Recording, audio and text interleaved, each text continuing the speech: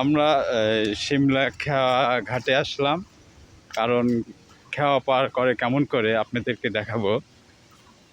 চলেন নদীর সামনে যাই, তারপর দেখি খেওয়া কেমন করে পার করে। এটা হচ্ছে দড়ি, এই দড়ি ধরে তারপর নৌকা নিয়ে যায়, দেখাই আপনাদের। এটা হচ্ছে সিমলা খেওয়া ঘাট। কি ভাই, ভালো আছেন? তাহলে ভাই খেওয়া পার কত করে? 5 টাকা পিস। এটা হচ্ছে সিমলা খেওয়া ঘাট। আর ওটা হচ্ছে কি, ওটা কি বগুড়া জেলা?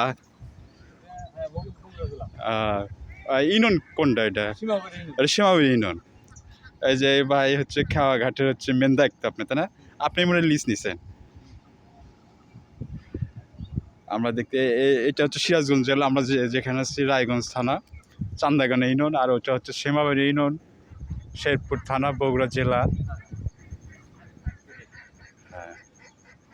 আর খেওয়াটা পার করে কেমন করে আপনাদের দেখায়। দড়িটা আছে, দড়িটা হাত দিয়ে ধরেন, তাই না? ধরে তারপর নিয়ে যায়। অনেক কষ্ট। এখানে একটা ব্রিজ হলে অনেক সুবিধা হয় মানুষজনের। ব্রিজটা হলে মানুষের দুর্ভোগ কমে যাবে অনেক।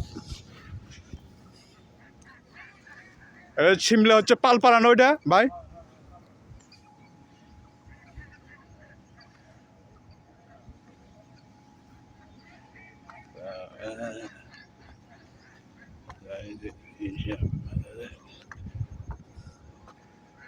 এখন নদীর পানি অনেক কম দেখা যাচ্ছে, কারণ নদীর যখন পানি বেশি হয় অনেক, তখন স্রোত থাকে পানির অনেক। এখন এভাবে বোঝা যায় না পানির গতি কীরকম।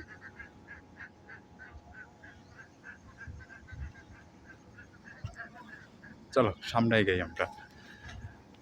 দেখেন রাস্তাঘাটে কি অবস্থা, মানে গ্রাম অঞ্চলে যা বোঝায় এটা হচ্ছে সেই জায়গাতে এসেছি।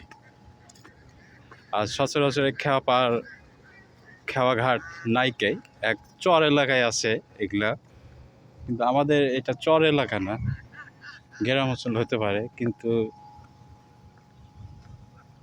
যোগাযোগ ব্যবস্থা খুবই খারাপ। দেখেন মানুষজন কিভাবে আসে, রাস্তাটা আপনাদেরকে দেখায়।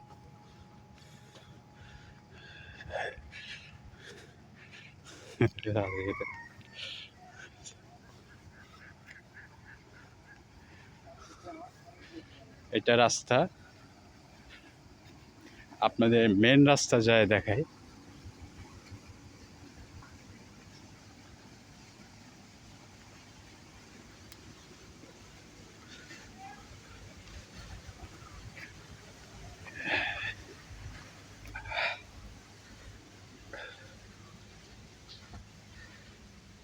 চলো মেন রাস্তায় দেখাই গাইজ, চলেন তাহলে আপনাদের।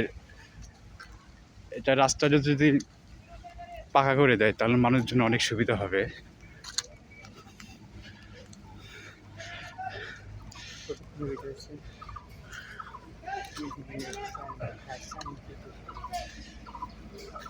মেন রাস্তা হচ্ছে ওইটা পাকা হইতেছে রাস্তাটা।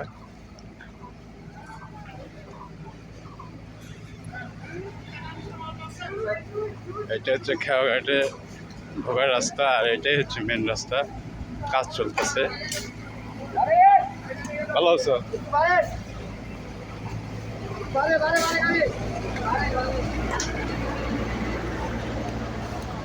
এটা হচ্ছে রাস্তার ঠিকাদার, অনেক সুন্দর ভালো মানুষ।